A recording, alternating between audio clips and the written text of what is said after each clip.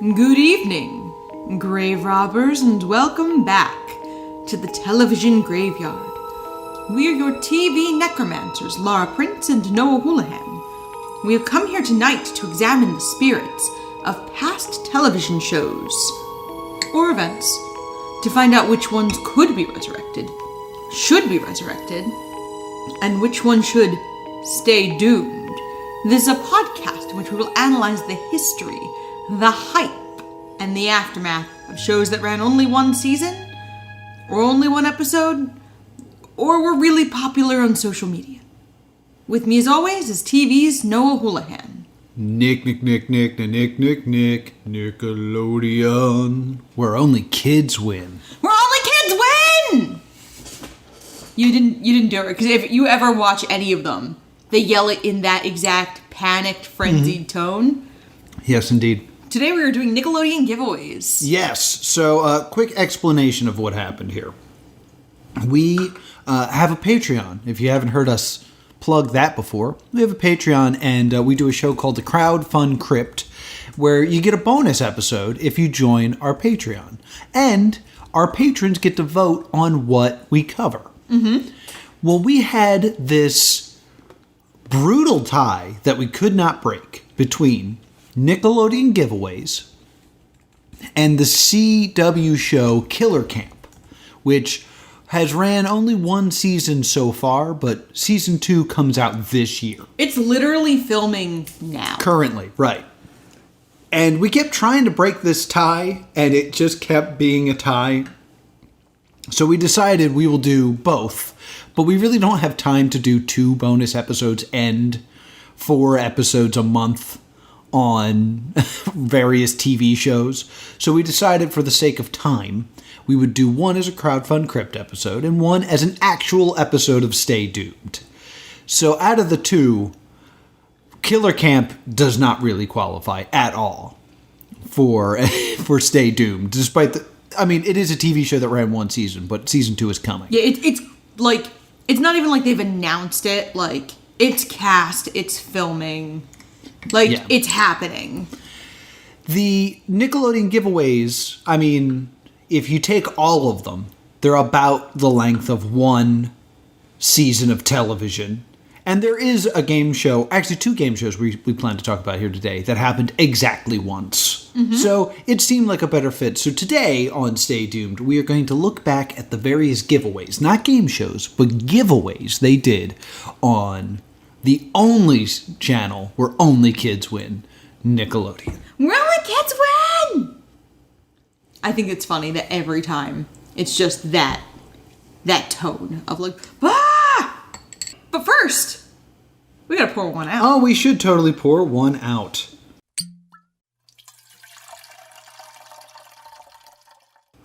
I'm glad we took pictures before this because they've melted somewhat, and now they kind of just look like crimes against God. Yes.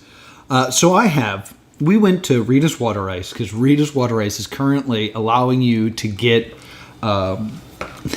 ice cream, water ice, concrete, which is a weird thing that they make, gelatis and blendinis with Nickelodeon slime. Yep.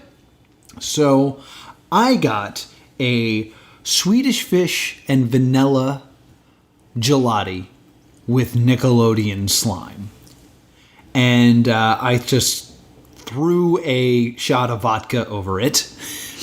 And it was interesting. It's melted now, but when I originally moved it into the pint glass here, because of how a gelati is shaped, the bottom of the glass was actually empty because it had sealed and made an empty pocket. Oh, I noticed that when you were doing it. It made me laugh. And I call it, I don't know, slime.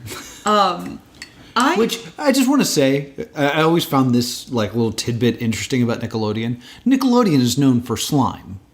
And the rule was, if you said, I don't know, you got slimed. That comes from You Can't Do That on Television, which is a show that they imported from Canada and was not originally a Nickelodeon show. Yeah. So their identity is based off of something they didn't create. Yep. Just thought that was interesting. American colonialism. I have a watermelon chip and twist gelati with Nickelodeon slime, which you can barely see at this point because mine is melted into I know this is not what a concrete is, but mine currently looks like concrete. But I also did get to sample the slime itself. Yes. At the Rita's, because I was trying to make an educated decision on what mixed well with it. The answer is nothing. The review on the slime alone, because you guys want to know. Yeah. It tastes like green and not found in nature. Yeah. Like, it's sugar with green. Yeah, they were saying it was marshmallowy, and I don't know if I would call it marshmallowy. I got marshmallow off it. But meant like it's slimy. It's definitely like that marshmallow topping. Like, it doesn't taste like a marshmallow, like, out of a bag. Right. It doesn't taste like marshmallow fluff. It tastes like the marshmallow semi-liquid slush you get as an ice cream topping. Yeah, and it's very much like a goo. Oh, it is definitely. It is a slime. For my friends who worked at any kind of ice cream joint, it is the marshmallow sauce that you put on stuff, just green. Okay. It's definitely that consistency. I used to hate making sundaes with the marshmallow sauce because it did stick to everything, and it was hard to work with, and nobody liked it. Right. So actually, you know what? I think a good place to start is where I experienced a Nickelodeon giveaway, because I toured Nickelodeon Studios. Oh. Did you ever get to tour Nickelodeon Studios? Oh, yeah. Yeah, I did. Yeah? Yeah. So We didn't go to MGM back when it was MGM. So that you could tour Nickelodeon Studios? And it was literally the only part of the day I didn't hate. Oh, really? Oh, I did not care for... I was a little young for Universal. Right. The rides were much scarier than Disney. So the only parts of the day I didn't hate were Back to the Future the ride and touring Nick Studios. Really? Not even Hanna-Barbera? I don't think we went to that. Oh. I kind of remember it being next to Nickelodeon Studios, where you saved Elroy Jetson. I don't think that was open when I went. Maybe. I went, I'll tell you, in early 96, right around Valentine's Day. Okay. I remember seeing ads for the Casper movie. Oh, interesting. Which is why I remember it's 96 off the top of my head. Wow. So when I toured Nickelodeon Studios, what I remember is the first thing I saw was a giant Stick Stickly. And I was like, oh, Stick Stickly, I love you.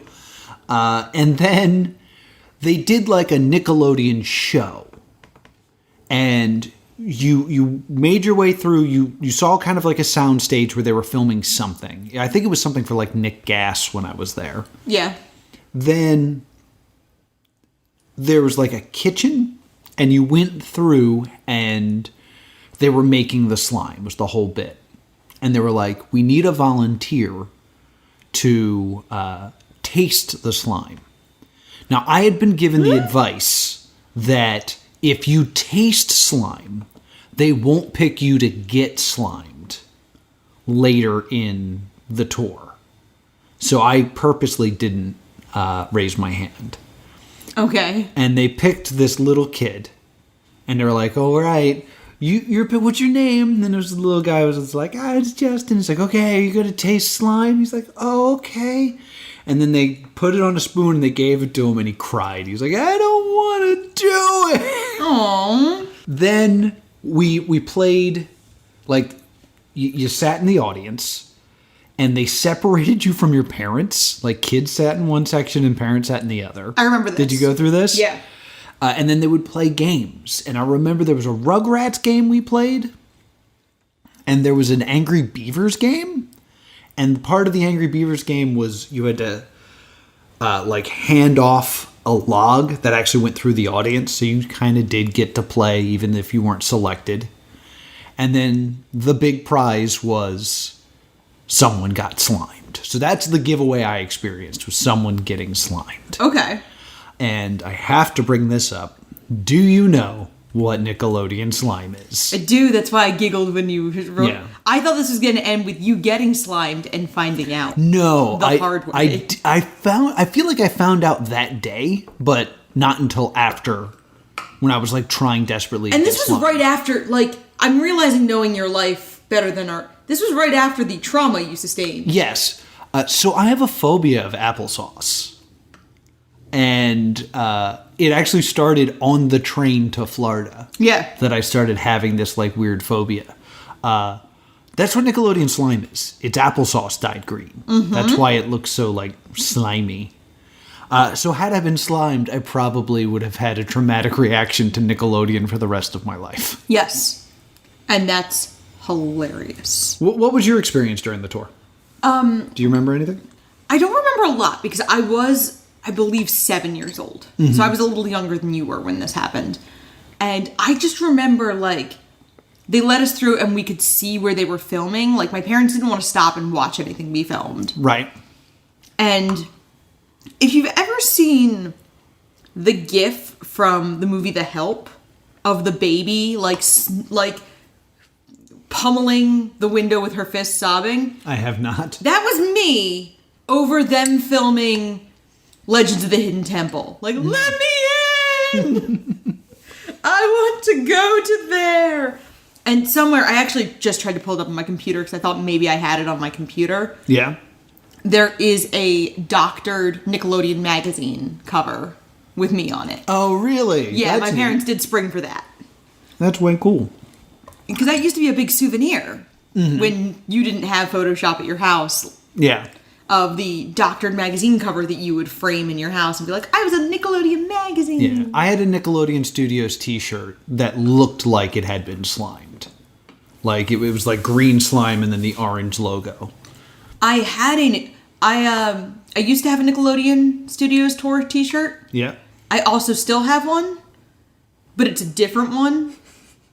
I bought one not long ago offline. But I also had one when I was a kid. That's cool. I essentially did the thing where you rebuy a piece of clothing you owned as a child in a size you can now wear as an adult. Yeah, that makes sense. So I loved Nick Studios. I thought it was so much fun. Yes, it's a missing piece of theme park lore is now the fact that that's the Blue Man Group instead of Nickelodeon Studios. Yeah, and people are still just so mad about it. Yeah, I am. I'm mad. Pretty mad about it. And like, because when we went to Universal a couple years ago, I really was like, I can't believe they don't have some kind of deal with Nickelodeon to even put like a themed store in. Yeah, because they have something. SpongeBob stuff. Yeah, they have the Save Bikini Bottom ride or whatever. And I think they have like a store. Yeah. But I was like, you'd think they'd just put in like because they, last year was the 30th anniversary of Universal Studios Florida, and they did a whole run of merch. Right. Weird question, but I don't think this is accurate, but was Nickelodeon Studios also the Impact Zone? So it's interesting, the queue line for Nickelodeon Studios is currently, or was used for TNA. Oh, okay, so that Impact. was the Impact Zone. Yeah, it was where they would film. It's where they would line people up because they were in adjacent buildings. Gotcha. Okay. So yeah, a lot of things I like were filmed in Universal Studios. Yeah. It was not technically owned by Nickelodeon Studios, and only one thing from Nickelodeon was filmed in the Impact Zone. Can I guess? Sure. Is it Fred the movie? No. Okay. It is an old school Nickelodeon joint. Oh, then what? What do you think needed the biggest space? I would say Legends of the Hidden Temple, because it needed the temple. No. It would need Oh, the glowing piece of the awesome rock! The aggro the crag! The aggro crag's pretty big, too. Yeah, it was Global Guts would film in that soundstage. Interesting. Did not know that. Soundstage 21. So now that we've gotten our personal experiences out of the way, let's jump into these different giveaways. And let's start with the one probably everyone's thinking of. Let's start with the Super Toy Run. These are empty shopping carts. Nickelodeon, Toys R Us, and Captain Crunch are giving someone 5 minutes to fill them with toys and keep it all. And it could be you. Announcing the 1986 Toys R Us Nickelodeon Super Toy Run, sponsored by Toys R Us and Captain Crunch. Enter and win, and we'll set you free for 5 minutes in a Toys R Us. 5 minutes to grab every toy you want and keep every toy you grab. Plus, you'll get to pick $500 worth of toys for your friends. To enter, fill out an entry blank at any Toys R Us, or put your name, address, age, and phone phone number on a postcard and send it to Toys R Us, Nickelodeon Super Toy Run, GPO Box 2726, New York, New York 10116. 25 second prize winners get a $25 Toys R Us gift certificate. 53rd prize winners get a $5 Toys R Us gift certificate, a Toys R Us magazine, and a coupon for a free box of Captain Crunch cereal. Enter and win the 1986 Super Toy Run from Captain Crunch, Toys R Us, and Nickelodeon, the place where only kids win. Yeah, we found some really good information because somebody did an AMA a few years ago about winning. And I was taken aback during my research how benevolent this giveaway really was. Well, yeah, let's explain what it is. Yes. Basically, you had to send in a postcard, or this one I think you could also enter at Toys R Us usually. Yes, there was a box at the Toys R Us that you could stuff, because you could stuff it. Yeah. Like, if your mom was in line, you could just fill out as many of them as you could and shove them in. Shove them all in there, which is a thing I never thought of. Because I know I entered this at a Toys R Us once. But, believe it or not, I never won. Oh, I tried to stuff it. Oh, did you? Yeah. They could have pulled my name. My handwriting was so bad when I was a kid. They would have thrown it away and been like, this isn't really... Yes. Someone tried, I guess. And basically what it was is, if you won, you would get to go to your local Toys R Us, and you would have 5 minutes to run through the store. And anything you threw in the cart was yours to keep. Mm-hmm. This was the Nickelodeon Super Toy Run. Also, anything you successfully knocked on the floor. What? Mm-hmm.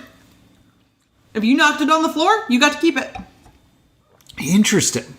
They also, the night before, the host would take the kid through the Toys R Us to case the joint. Nice. Like it was a heist. And the Toys R Us would actually rearrange the store based on the whims of the child. Wow. In this AMA from the 1995 winner, they completely transformed the Barbie aisle into an action figure aisle to keep the things he wanted closer together. Oh, wow. So... He didn't want any Barbies, huh? He got a Barbie Range Rover for his sister. And when I say Range Rover, I mean like the Hot Wheels. I don't mean like a car for Barbie. You mean the Power Wheels? Yeah. I mean the Barbie car for the girl. Yes. And the way this also worked is there were usually 2 runs. There was a shorter run because the winner would be decided by which gender sent in more. Now, was this every year or was this just 1 year? There were some years where there was a second run. Okay. But if boys sent in more, the winner would be male. Interesting. If girls sent in more, the winner would be female. Okay. Which is really interesting, and it also kind of had this, like, boys versus girls, and I guess it was also if, a few boys in a row won. Right. They could pull a girl so that it didn't look like only boys ever won. Right. Like, okay. I'm sure you could game that. Yeah. So, in the 1995 one, which is the one we have the most information on, the host was Mike O'Malley. Yes. So, just imagine Mike O'Malley taking like a 7-year-old boy around a Toys R Us to case the joint. Yeah. This is the heist movie I want to see. What are you looking to get? Because there's also a few things where it's very clear during the run that you could grab a ticket and it represented you getting it. Yes. Like the bicycle. And the Power Wheels. And it also kind of looked like the video games. Like, it didn't look like they didn't want you just, like, dumping Nintendos into your cart. So you grabbed a ticket. For the consoles, yes. Yeah. For the games themselves, I think you could grab the boxes. Okay. Because the games were not as fragile. Right. And if you knocked it... Or they might have done the empty box idea, like the video store style. Yeah, that makes a lot of sense, too. Because too many tickets doesn't make for good TV. No. So I think they wanted to keep the tickets down to a minimum.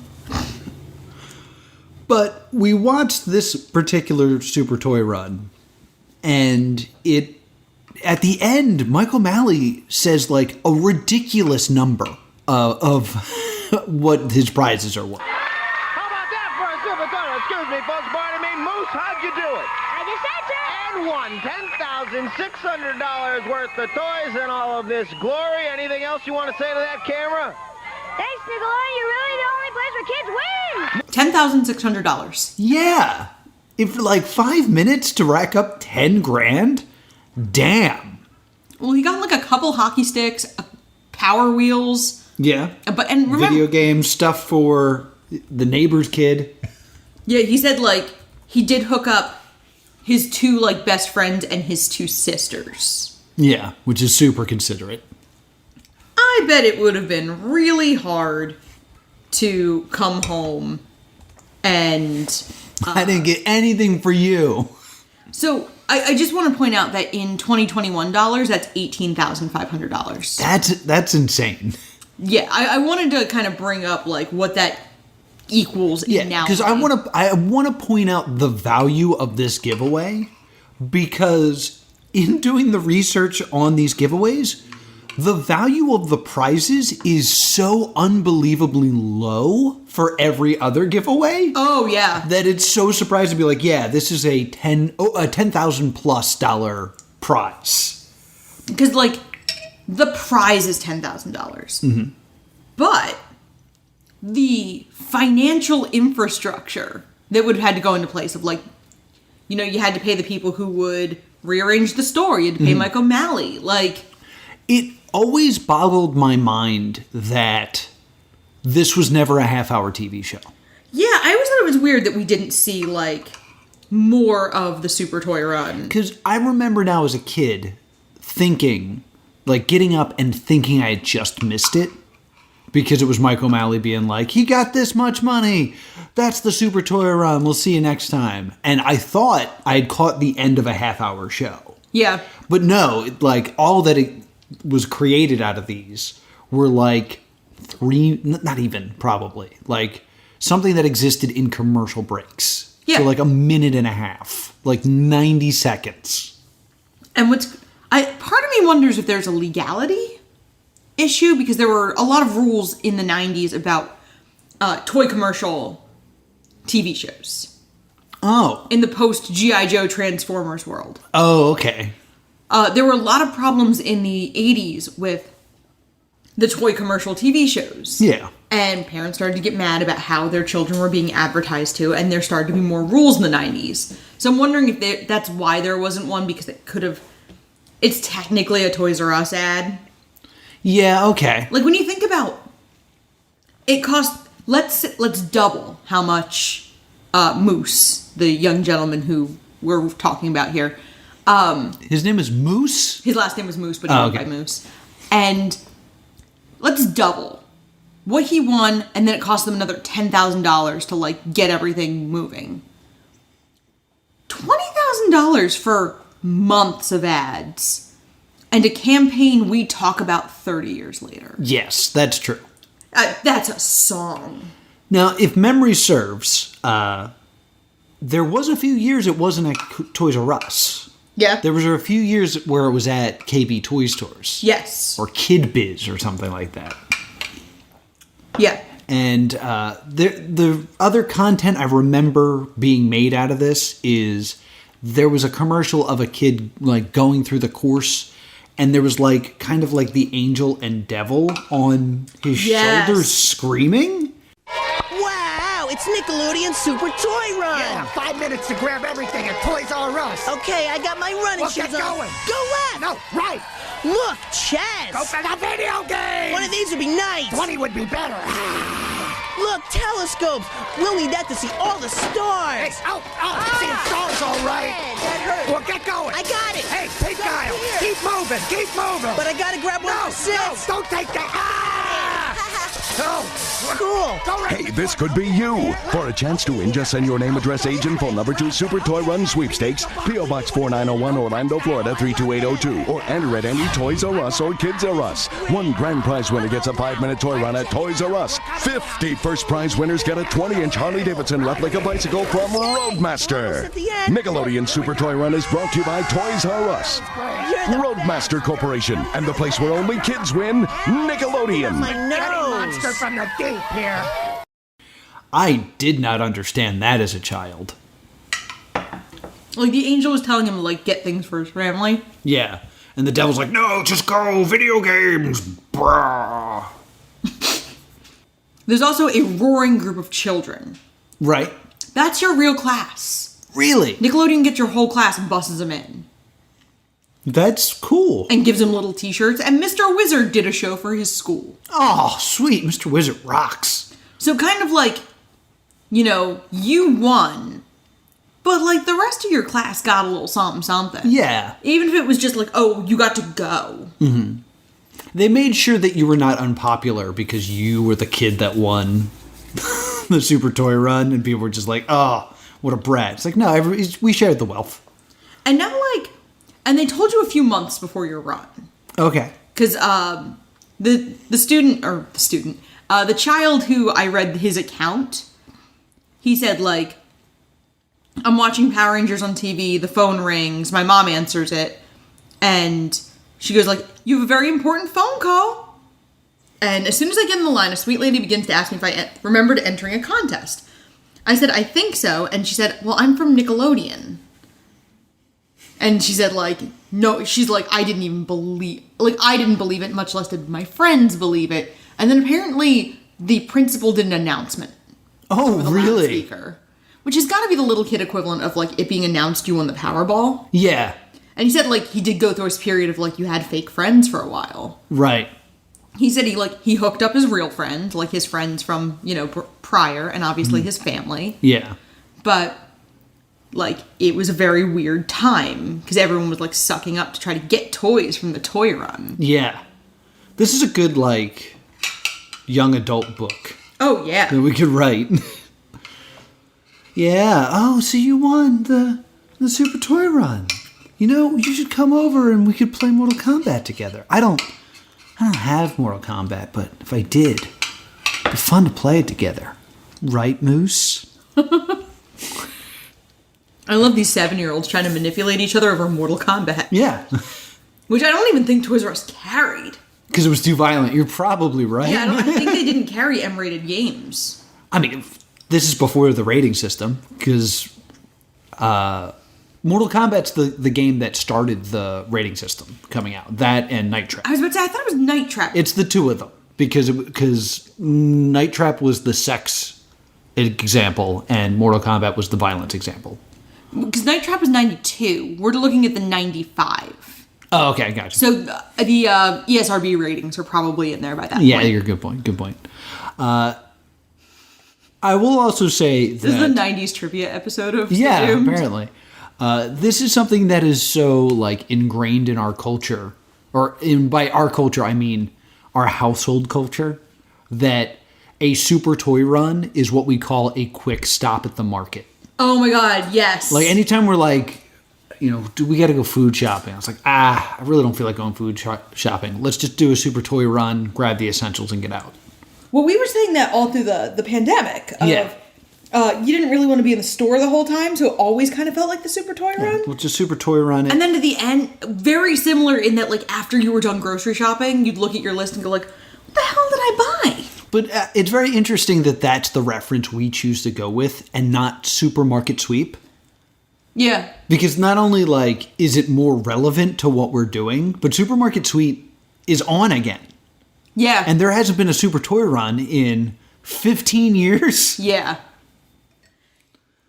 I can't believe this is a thing that no longer exists, to be honest. Like, it's such a good idea. It doesn't exist because Toys R Us doesn't exist anymore. Yeah, that's a problem. Like, because you couldn't really do this in a big box store. Because then you'd have, like, the video games are nowhere near the toys in most of these stores. Yeah. And then, like, then you get into the sad things of, like, you know, would they be pressured to get, like, electronics for the parents? Yeah, and, like, food. Oh, I didn't want to go super sad. I wanted to go, like, parental manipulation, not upsetting Oliver Twist situations. And you can't do, like, a Super Toy Run in, like, a GameStop. No, when everything's too high. And the stores are tiny. Everything's tall. Well, and the average GameStop is, like, smaller than our apartment. Yeah. Like, smaller than our living room. Yeah. 5 minutes in there, you could do lot of damage. Also, they're almost entirely pop figures now. Yeah. It's like you got 900 Funko Pops and a Switch. And there's a lot of people who would be grateful for that. Yes. Welcome to the GameStop Super Toy Run. We're out of PlayStation 5s. We're out of Xbox Ones.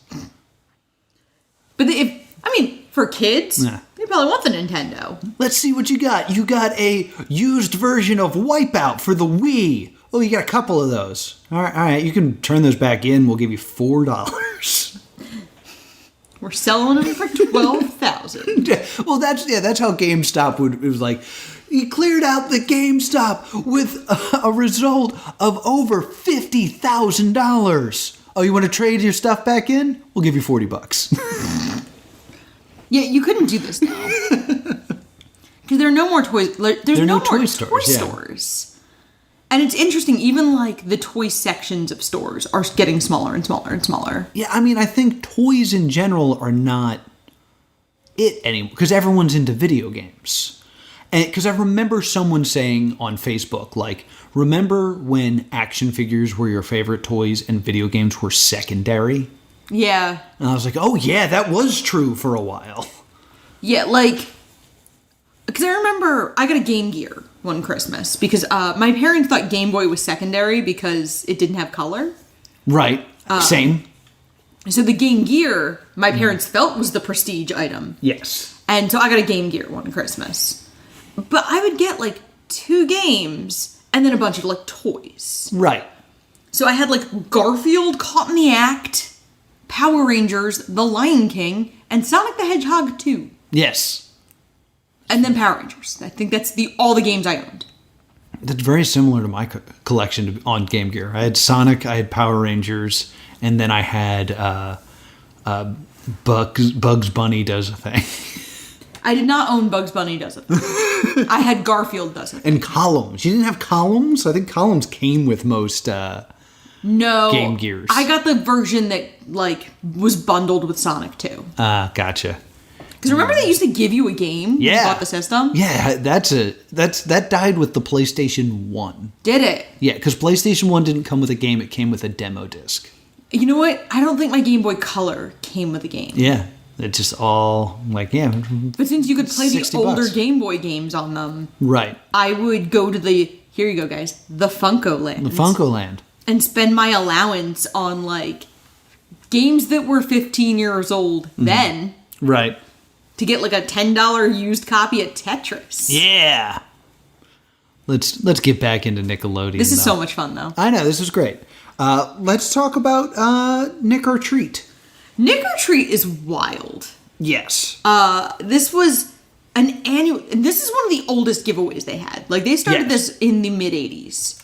According to my research, 1985. Yeah. Yeah, that was in mine, too. And... They ran it for a really, really long time. It ran for 17 years, which in kid years is an institution. Yeah, absolutely. 17 years, that's 2 or 3 generations of kid. I mean, when you're a kid and you're 7, and that means there's never a time where there wasn't Nick or Treat. Yeah. I want to say this now. There's a very good reason why I'm saying Nick or Treat the way I am saying it. Yes. There's an entire Is This Racist episode on Nick or Treat because of this promo. You sent him the postcard. You practiced for weeks. Nick or Treat. Now it's time for Nick or Treat. Nick's calling 2,500 kids all this week during the Ozone and all morning on Halloween. Answer Nick or Treat. and you'll win a glow-in-the-dark Nick t-shirt, $5 in gift certificates to McDonald's, and a package of Amazing Fruit gummy bears. Nick doesn't care how you sit, what you wear, who you scare. Just make sure you answer. Nick or Treat. Nick or Treat. Nick or Treat. Brought to you by McDonald's and Amazing Fruit gummy bears and Nickelodeon. That being said, I don't think it was intended to be not racist at all. as Not a at giveaway. all. I think, we're talking about kids who would not know that word. Yeah, this is not... I hear it, I do, but, that's my adult eyes, putting a spin on this that is not there. Yeah. I could see, an adult hearing it in, like, the next room and being like, what are you watching? Yeah. And then having it be something completely benign. The thing that I found funniest about this, though, is every once in a while it pops up on Reddit like, listen to this. I wonder why they don't do this anymore. It ran for 17 years.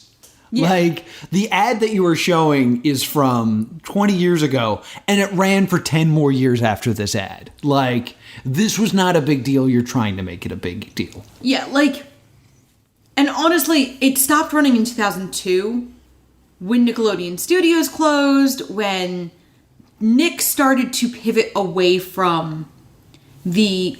we're going to end up kind of going in this direction and talking about this. Nickelodeon itself pivoted heavily in this time. That's why we're kind of only really talking about the ones from the 90s, because come the 2000s, it started to really pivot away from that. So the original way the contest worked was you had to send in a postcard because there was no internet. And on the postcard, you put your name, address, and your phone number. And then on a certain day near Halloween, they would call and you had to pick up the phone and say, Nick or treat. Yes. There's another ad where it's like, don't say it here. And it's people saying Nick or treat at Thanksgiving or on Santa's lap. They're like, waiting for Halloween. But like there was an epidemic of kids just saying it on random occasions. But let me just blast through the prizes here. Okay. So the first year they did it, winners could spend Halloween weekend in Hollywood, California, stay at a special hotel, be driven in a limousine, and earn $500. Plus, they would earn bags of M&Ms. Yes. Along with Gremlins on Viewmaster. You could also, runners-up won their weight in M&Ms. Which, kids were like 70 pounds, so they were playing. This is why only kids win. 70 pounds. That's a pre-teenager right there. The kids who were winning this, 50 pounds tops. Yeah. You're a little 7, 8-year-old. I really think you're not putting the value on the Gremlins Viewmaster. I almost bought a Muppets Viewmaster today in that candy store. Then in 1988, 1,000 winners could win a Count Duckula comic book. Count Duckula? But that's... the value of that has to be under $10. Easily. And back then money, too. A single issue comic wouldn't be $10 today. Yeah, they would also win a Play School's Definitely Dinosaur. The value of this prize package, under $10. Oh, absolutely. The next year, 2001 winners went to Arizona for the Sunkissed Fiesta Bowl parade. Okay. It's a weird prize. Yeah. Because, I don't think there were many kids that were like, if I could just go to the Fiesta Bowl parade. The parade that celebrates a college football event, I'd be so happy. Yeah, I don't know. I was never into football. Right. Even as a child, so. 1991, 1,000 winners could win a Nickelodeon glow-in-the-dark sleeping bag, which is, the worst thing I could think of, is something that you sleep in that is bright. Would it be the worst thing if you were scared of the dark as a child? No, I guess not. And glow-in-the-dark stuff in the 90s was clutch. That is true. It was like magic. And a Pizza Hut gift card worth $10. Which, again, to be fair, for a little kid in 1991, you're rich. You're kid rich. Yeah, you get to go to Pizza Hut once. Yeah. I read a lot of books to keep my Pizza Hut habit in line, okay? All right, you bring up a good point. But total value of prize package, $25? Oh, yeah. Yeah. There was also a few other prizes like Capri Suns. Yeah, whatever their sponsors. Yes. Then, in 1992, this is the one from the ad that I played that was on Is It Racist? A glow-in-the-dark Nickelodeon TV shirt, T-shirt, not a TV shirt, that doesn't exist. A McDonald's gift certificate for $5. Ooh. And a package of amazing fruit gummy bears. Oh my God. So, a $5 McDonald's gift certificate is a burden for a parent. Oh, yeah. Because all that means is your kid is going to eat for free. You have to buy McDonald's with your money. Which is why McDonald's was probably very happy to furnish those. Yeah. It's like, I need to get the kids the Happy Meal that I won from Nickelodeon. Also, during that week, if someone visited McDonald's, they could say, Nick sent me, and get a free package of amazing fruit gummy bears. I know you're not, like, talking poorly of amazing fruit gummy bears right now. Like, I know you're not. I'm not talking poorly about it. I'm simply saying that if you won this competition that thousands of kids entered, you walked away with gummy bears and $5 in McDonald's bucks.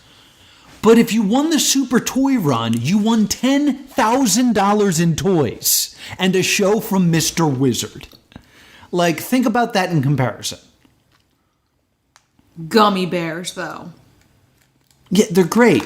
Don't get me wrong, gummy bears are fine. I'm just saying in comparison to the Nickelodeon Toy Run.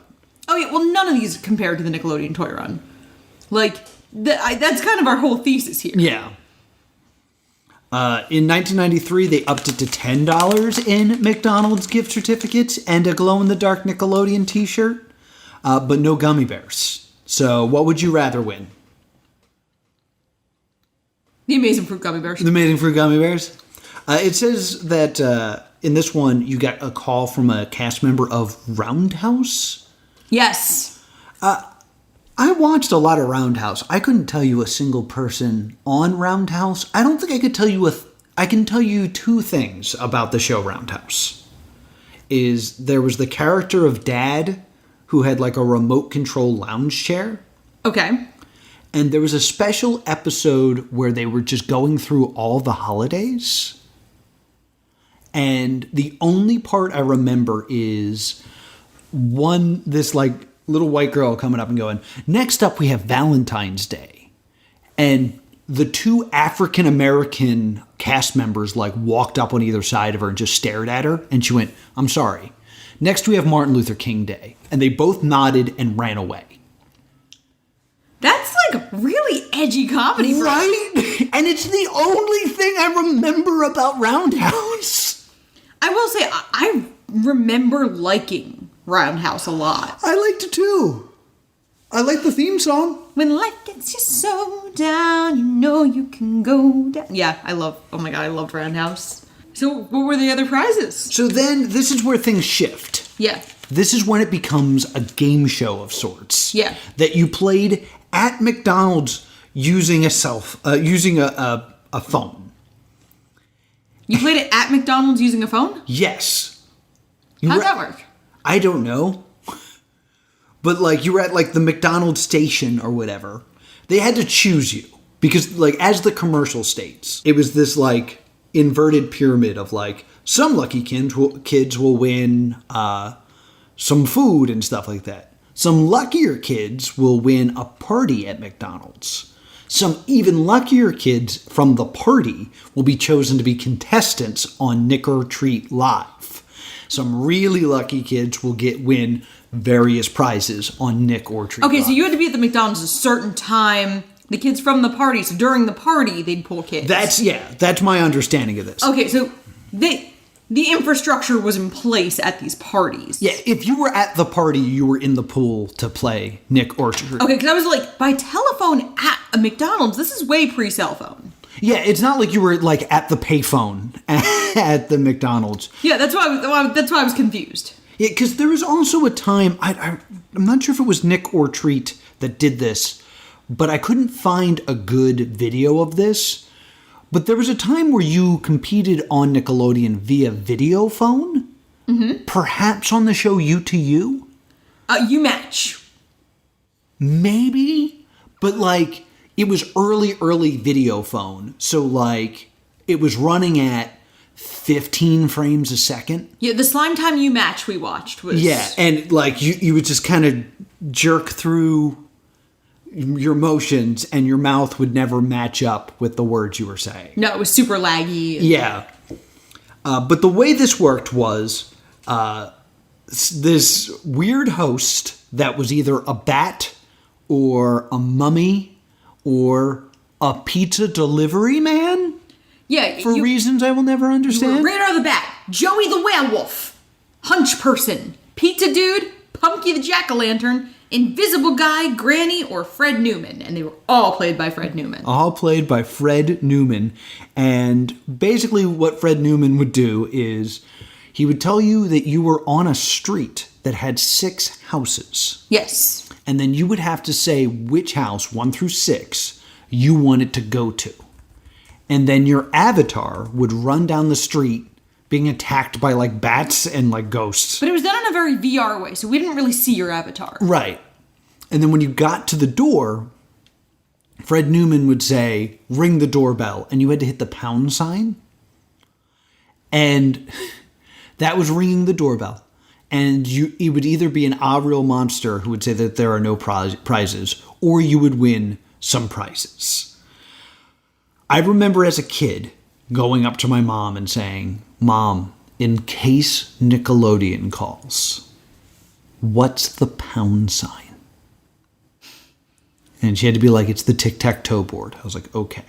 The hashtag. Yeah, well, hashtag wasn't a I word know, then. that's just funny because nobody would call it a pound sign now. Exactly. You would see it and go, oh, the hashtag. So, the thing about the houses is it was nearly impossible to get to 4 houses. Yeah, and they had like fun, cute, punny names. Yes.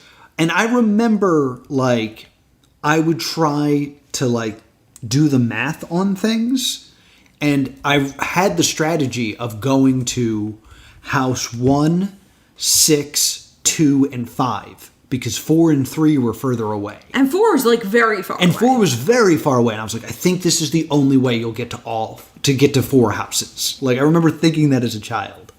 The prizes included Real Monsters on VHS. Yep. Knuckles Chaotic on the Sega Genesis with the 32X add-on. Do you remember this? Yes. There was a time where Sega had this idea that instead of like the Nintendo model where you had the NES and then we were done making games for the NES, here's the Super NES. There would be add-ons that you would add to the Sega Genesis, which is why it was called the Genesis. Yeah. Because it was the beginning. And you would put in the 32X add-on, which would add, instead of being 16-bit, it was now 32-bit. Yeah. And then you could also add the Sega CD port onto it. So like the idea that the Genesis is your main console and it just gets bigger. Was the idea. You could also win Real Monsters on the Sega Genesis. Also a Play School cool toy tool set. Excuse me. Yeah. Which I could imagine like Play School are baby toys. So I could see being like super disappointed if you were 7 or 8. Yeah, you're 7 or 8 and you hit Icus, Oblina, and Play School screwdrivers. And you would also win I think you could win the systems as well. Like you could win a Sega Genesis with a 32X. I don't think you could. I know you could win it. One person won a television. That was like their big prize, was a TV. And you can also win the Real Monsters video game. Yes. I'm sorry. You said Knuckles Chaotic. Okay. This was all, And kids always went to the Dark Chateau, which was number 4. Yes. Which was so far away and didn't always have a prize. I think that they were instructed, like, 4's the furthest, so you should probably go there first, because if you try to go there last, you might not make it. Yeah. Because so many kids went to 4, and I was like, no, never go to 4. It's too far. 1, 6, to 5. Yeah. And this was sponsored by McDonald's and McWorld. McWorld. Do you remember McWorld? I don't really remember it. Yeah, it was they were trying to be in the 90s. Every brand was trying to push like their hip, right? And this was McDonald's. I remember they tried to come up with all of this slang that they wanted you to like. They were trying to do like the McWorld was ruled by children. Like that was the whole thing with McWorld of like if kids ruled the world. And so they'd have these like slang terms. Yeah. And I remember a few of them. I was actually trying to pull it up to see if they had if I could find it, but I remember the Loomster. The Loomster? It was the weird big fry that always include, like, there was always a real big weird fry. Oh my god, I found it. Thank you, Twitter. Curbo, which is when your mom takes the curve too fast and you all, like, fall over in the back seat. Oh, right, they had their own words. I'm remembering all of this now. Yeah. Something about, like, when a milkshake is so thick, the straw bends was a word? Yeah, that's not in here. It's not in this specific ad I'm looking at. But it was clearly very much trying to get older kids and young teenagers. Yeah, gotcha. So they have like, you know, oh, plungus in the winter when you can't feel your nose running because your face is too cold. Yes! Oh, I do remember this now. So they were really trying to like force their own scenario of like, oh, this is what if kids ruled the world. And, you know, this is what it would look like and sound like. And it was this very manufactured slang. And it was totally jerkin'. It was totally jerkin', indeed. It was fetch. Fetch? I always take exception to fetch being included here. Because fetch is at least another teenager. Yeah. Like, I think it's more comparable to jerkin'. Because it's a corporation trying to force it. Yeah, I guess that makes more sense. So then we have the next iteration of Nick or Treat. This is like the third way to play. And this is something I don't really remember, during the 101% Whiz Bang with Henry and June, where they would like host well, they weren't hosting Kablam, they were hosting like a whole block of programming. Yeah. And then what you were supposed to do is watch the shows, and then during the shows, a spooky image would appear, like a ghost or a bat or a pumpkin or a spider, and you had to write them down and put it on a postcard and send it in. And if you did so, you could win a ride in a haunted limousine, and the trunk was full of Three Musketeers. I mean, there's a lot of things I would do for a car with a trunk full of Three Musketeers now as an adult. Let's be real. I was never a Three Musketeers guy. I'd eat it. All right. And then the final year, Hershey's sponsored a chance to hang out with the cast of All That in a vault of 7,800 Hershey bars. I don't know why that number is important, but from what I saw, that was just what they decided to give away. Yeah. Which is fun. Because there was also, like, second place was 500 winners winning 78 Hershey bars. So, like, I guess 78 was important then? Maybe? So, I don't know if it was, like, the 78th year of Hershey or... That sounds right. Like the 78th like anniversary of Hershey. But, yeah, it was clearly something to do with 78. So, that's what was happening with Nick or Treat. Let's move on. Okay. So... there's a couple that we don't have as much about, like Nick Takes Over Your Field Trip. Center, a broom factory, or a rock quarry. But But your next class trip could go somewhere a lot bigger, a lot crazier, and a lot slimier? Yes, you and your class could be going to Orlando and the Nickelodeon Hotel with the Nick Takes Over Your Class Trip sweepstakes. One grand prize winner will become a hero to his or her homeroom. If you win, we'll fly you and your classmates to action-packed Orlando, where you'll stay at the Nickelodeon Family Suites by Holiday Inn for 3 incredible nights of non-stop Nickness at the most nicked-out place on Earth. Live it up with 2 gigantic pools, mini golf, basketball, the arcade, live nightly entertainment, and enough slime for everyone. We'll even send you and your class to one of Orlando's many mind-blowing theme parks. To enter for your chance to win, log on to nick.com/class trip. The Nick Takes Over Your Class Trip sweepstakes is brought to you by Orlando. Enter today, and you could be taking the class trip of a lifetime.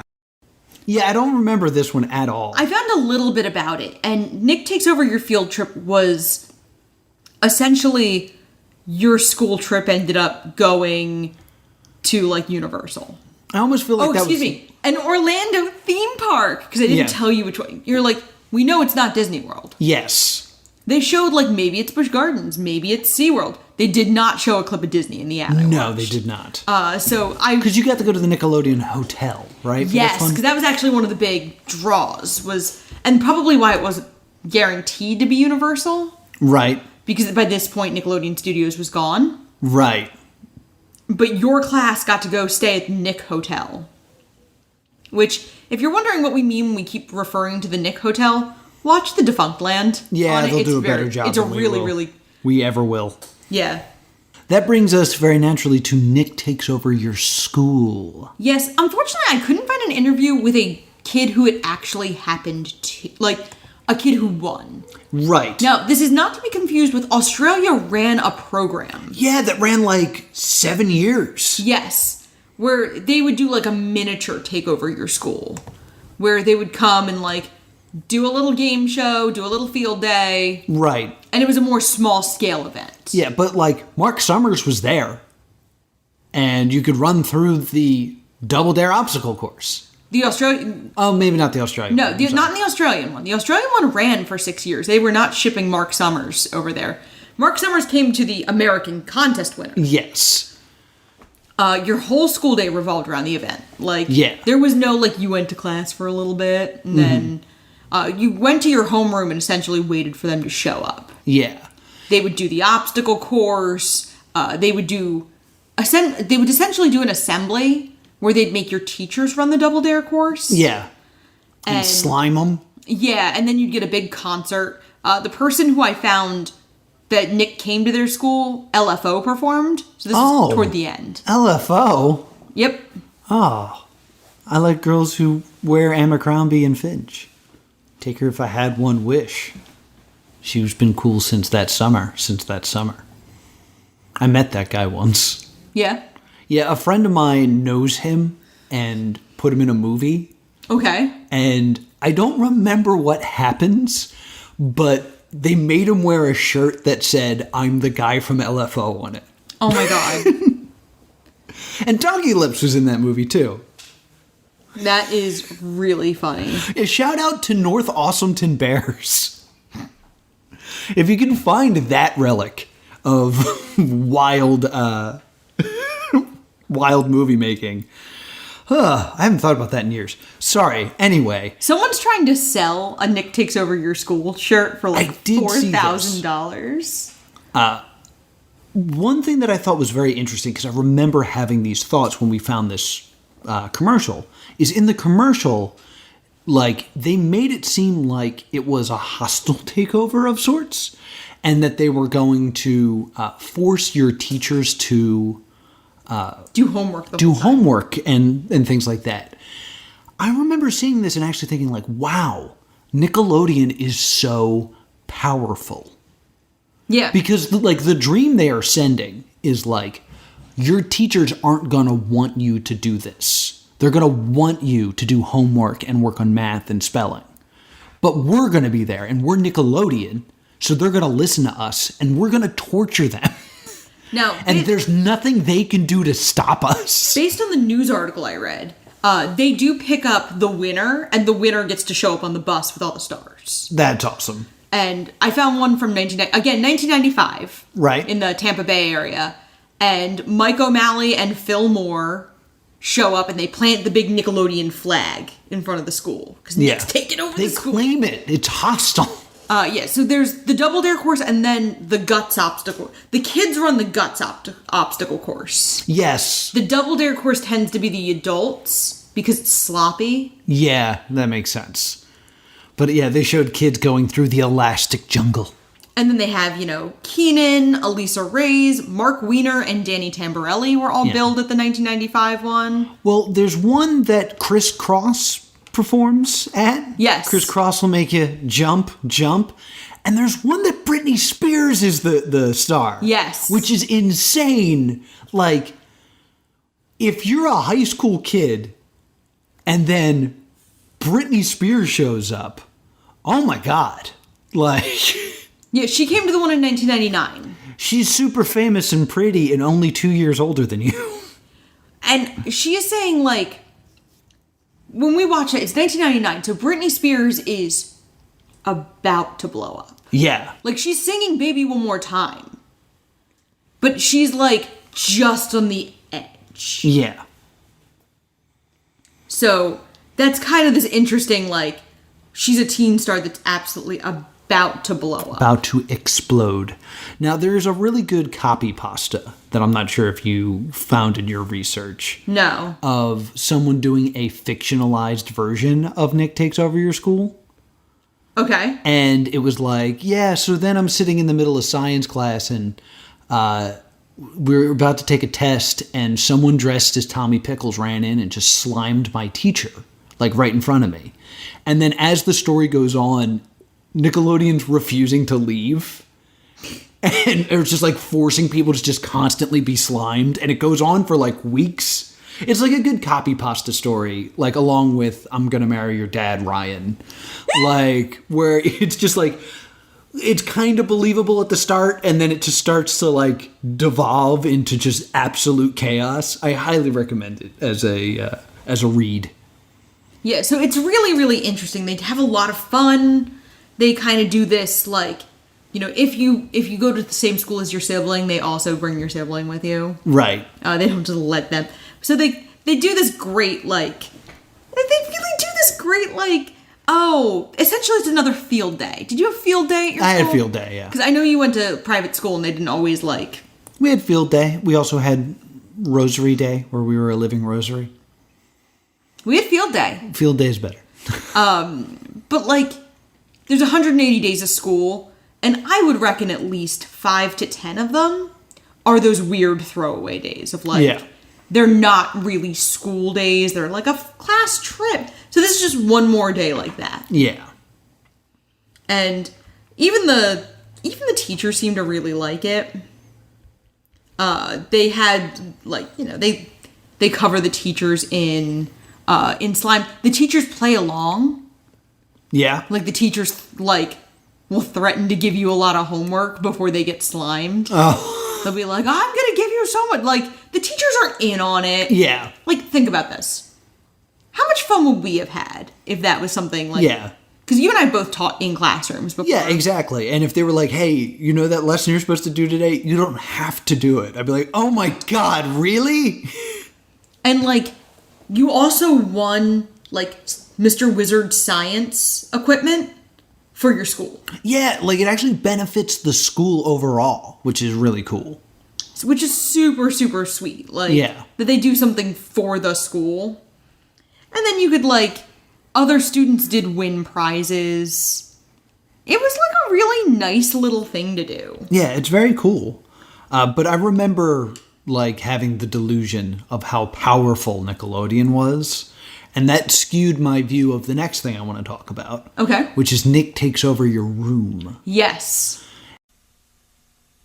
The place where only kids win is coming to the place that's most important to you, your room. It's Nick's Ultimate Room Sweepstakes, the first sweepstakes that gives you the chance to turn your room into the absolute most ultimate place to be. You want new carpeting, new wallpaper? Pick it out. How about a room full of the hottest audio-video equipment? Hook it up. Maybe you want a Nick room with stuff like the roundhouse recliner, complete with side grill. You decide. But first, you gotta enter. Just send your name, address, age, and phone to Nick's Ultimate Room Sweepstakes, P.O. Box 4974, Orlando, Florida, 32802. Then, with the help of Nickelodeon, one grand prize winner will create their ultimate room, spending up to 10,000 big ones, as long as it's cool with the folks. 100 first prize winners will get a Nick chest filled with toys like Blast and Catch and Mongo Bat from Aviva. So enter today, and you may be begging to get sent to your room.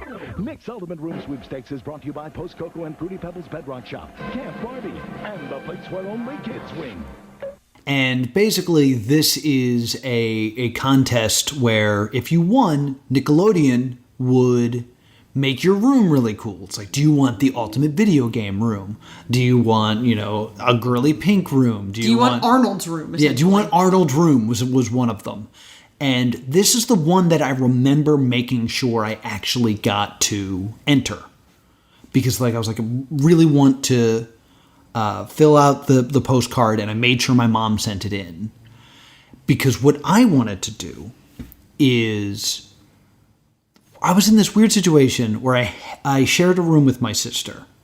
But there was a spare bedroom upstairs, but I didn't want to sleep upstairs because my parents were downstairs and it was scary to be without them. Okay. So instead, I wanted to build an addition onto the house that went into our backyard. That was huge. And I remember telling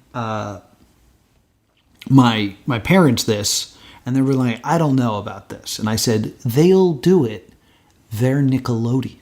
Yeah, because we thought Nickelodeon was all powerful. Yeah.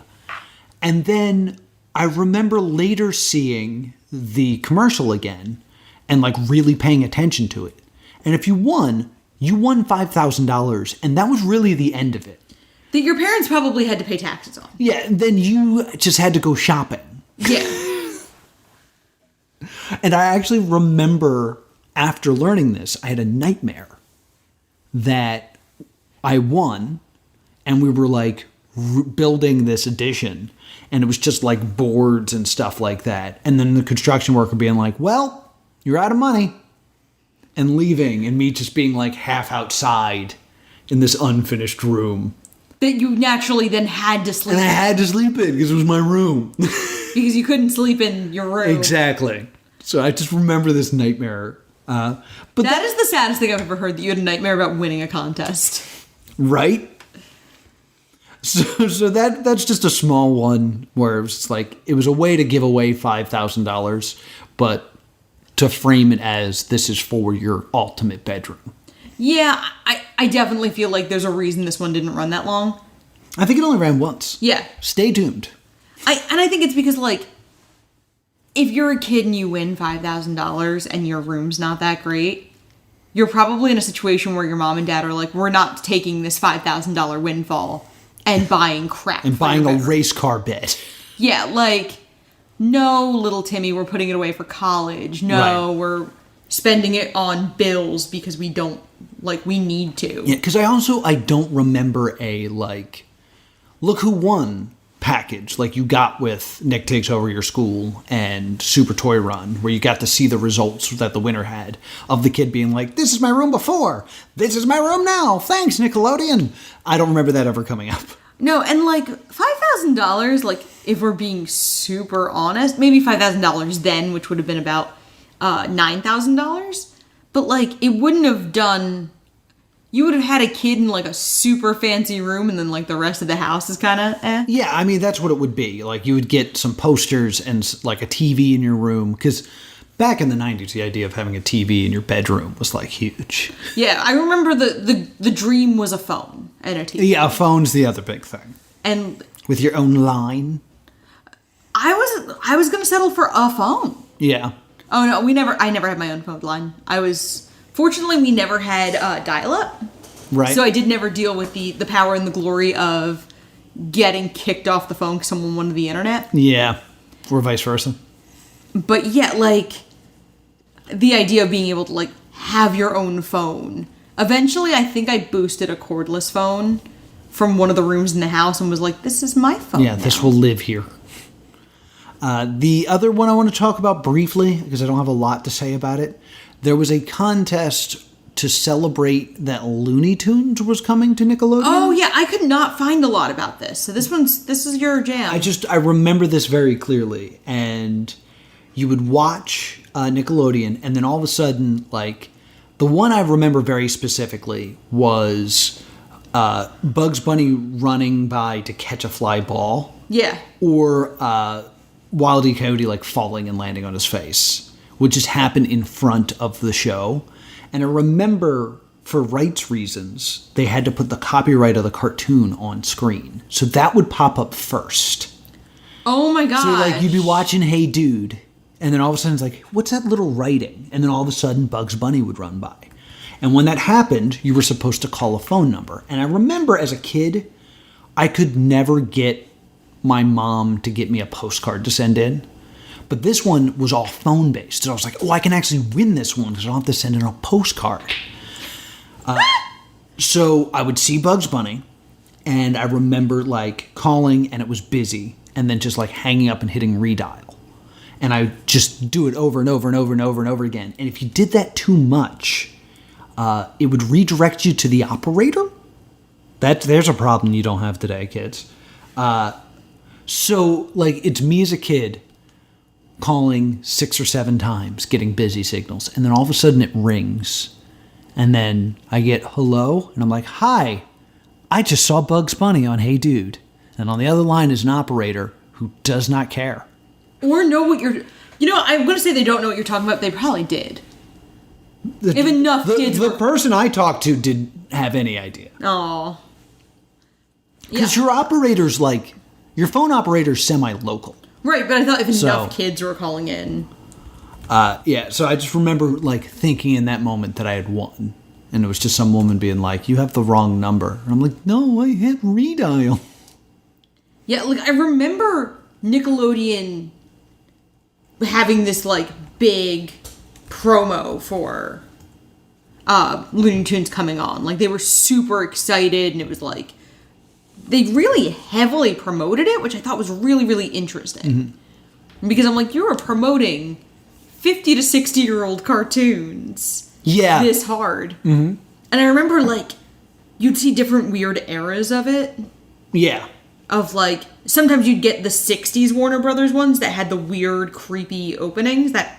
I have no idea what you're talking about. And the geometric shapes. Oh, my God, they freaked me out really bad. I have no idea what you're talking about right now. It was geometric shapes and bra. Bra, bra, bra. I'm going to pull it up. Warner Brothers. Bra intro.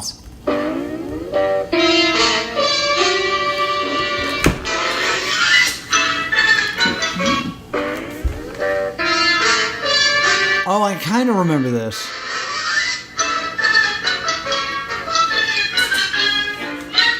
It used to freak me out. I'll send you this video so that you can cut in the...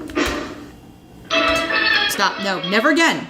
Okay, now that I made you listen to it, how accurate was the brah, brah, brah, brah? It was pretty accurate. I do kind of remember the weird, like, VVB thing. Yeah.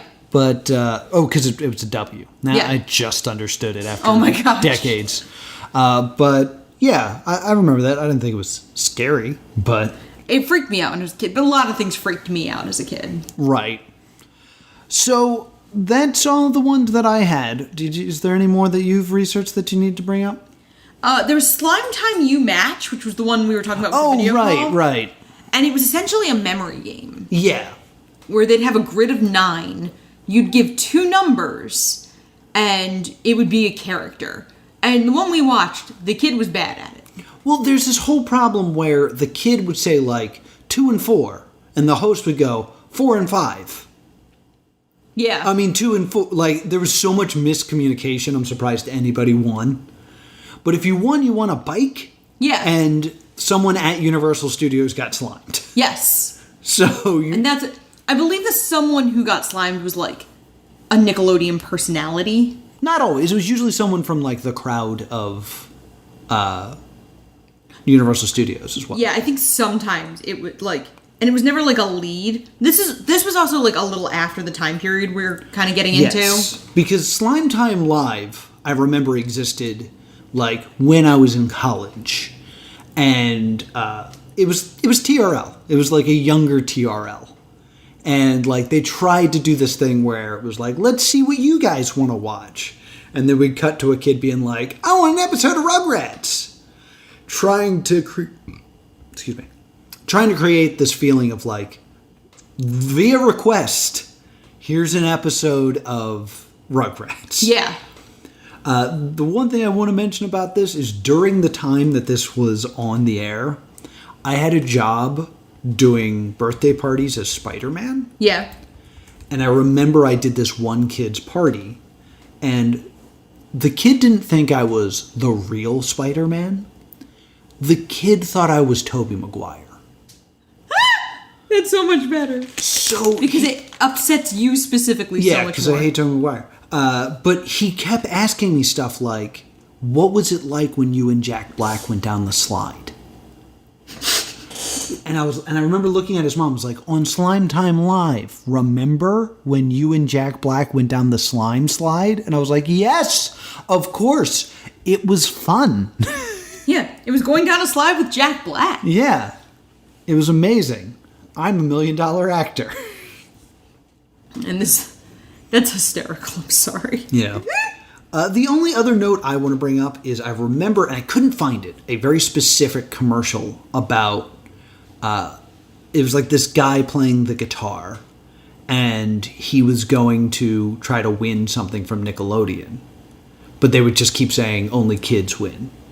Yes. Because I remember the end of it was, so I hung up the phone and I won't try again because it's Nickelodeon where only kids win. And I remember looking at my mom after seeing this commercial once and going, kids rule, always have, always will. Oh my God. And my mom said, well, what about when you grow up and you're no longer a kid? Which was a thought I had never had. And it was like the first time I was ever like, oh my God, one day I want to be an adult. And I'm not going to like Nickelodeon anymore. And I won't be able to win the Super Toy Run. Oh. That being said, here I am, an adult, eating Nickelodeon slime, doing a podcast about Nickelodeon game shows. And look, there's Stoop Kid. And Stoop Kid sitting right over there. But like, I remember having that moment of crisis. If you watch this on YouTube, you already saw Stoop Kid because my ice cream had Stoop Kid in the shot. Mm-hmm. Yeah, I never really had that like one day I won't like this anymore feeling. I kind of had this like very hard-headed of like, I'm going to watch cartoons forever. Right. And I did. Mm-hmm. But one of the things I think needs to be brought up with Nickelodeon is we're at this weird age group that Nickelodeon changed right around the time we would have logically been starting to age out. Mm-hmm. Because I was actually looking at Logopedia, because I think graphic design and logos are super interesting. And in, up through 2003, they had this very, like, specific shade of orange, and everything was very cartoony. Yeah. And 2003, they started to, like, desaturate the orange and move away from that design. And then in 2009, they changed out of the balloon font into the current font. I kind of realized that kids of our generation, everything was in all caps, and now everything's in lowercase. Yeah. Have you noticed that? Like, what is the deal with that? Oh, because it's easier to text in lowercase. I guess you're right. So, lowercase print, like, it wouldn't surprise me if a lot of younger people now don't really use capital letters the same way. As a teacher, I can testify to that. Because a lot of times, like, capital letters are being used for emphasis now. Yeah. I see... I read a really interesting dialectal article about this once of internet dialect. They were talking about Tumblr specifically, because this is a few years old. But adjective, exclamation point, character name to differentiate between, like, versions of a character. Okay. So if you were talking about... we're about to run Loki. So, on Disney Plus, you could talk about, like, main timeline, exclamation point Loki, versus variant, exclamation point Loki. Oh, okay, interesting. And you'd know that parlance to be like, oh, they're talking about this version or this version. They'd even use it with different actors. Like, you could see, Evan's Human Torch, Jordan Human Torch. Okay, interesting. So, and capital letters are kind of being used the same way as people are using them in the middle of sentences to emphasize a thing. Right. So, it's very, very interesting how capitalization has changed.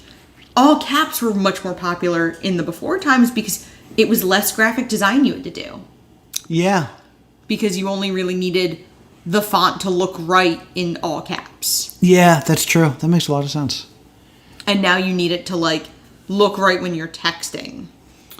So let's run through these real quick. Nickelodeon Super Toy Run. Stay tuned or stay doomed? Should it come back? I think it should. I don't know how it would. Yeah, I think it's a stay doomed on grounds that I don't think you could do this because there's no Toy Stories anymore. Maybe you could do Super Toy Runs in a Lego store. Yeah.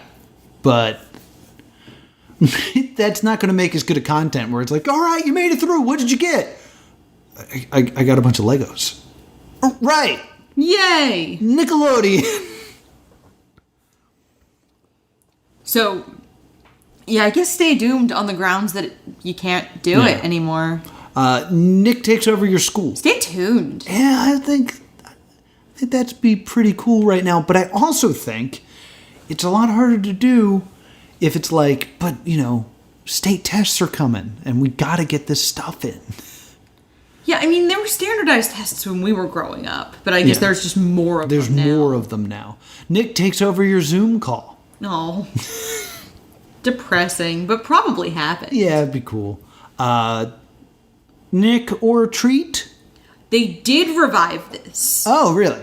They revived it in 2015 on The Splat. Okay. Which was the programming block on Teen Nick, dedicated toward retro shows. So it was actually not even for the same audience. Nick or Treat 2015 edition was definitely more for young adults. Yeah. And Nick takes over your room. Stay doomed. Stay doomed. It's dumb. And Legends of the Hidden Temple. Oh, wait, that is coming back. Yes. It'll be on the CW running alongside with Killer Camp. And if you'd like to hear our opinions on Season 1 of Killer Camp, you can check out our Patreon exclusive episode, The Crowdfund Crypt, on Season 1 of Killer Camp by joining our Patreon. And in joining our Patreon, you also get to talk to us on our Discord. And and also take part in a monthly stream. We played an RPG recently. It was super fun. So come hang out with us and join our Patreon. What are we watching next week? Next week we are watching The Phone. Yes, as voted which I keep almost calling The Call after the Backstreet Boys song. No. This is The Phone as voted on by our patrons and suggested by our crowdfund crypt keeper, Matthew. Thank you for helping keep the lights on here at Stay Doomed Studios. Yeah. Where can people find us? You can find us at The Stay Doomed Show at gmail.com or on Facebook and Twitter at Stay Doomed. And if you had a tragic experience realizing that you were not going to be a kid forever, I'm at +2 Comedy. If you want to talk about just the general changes of the evolution of Nickelodeon from the 80s to the 90s to the 2000s, I find that stuff super interesting. I'm at Sprocket League. Until next time, stay doomed.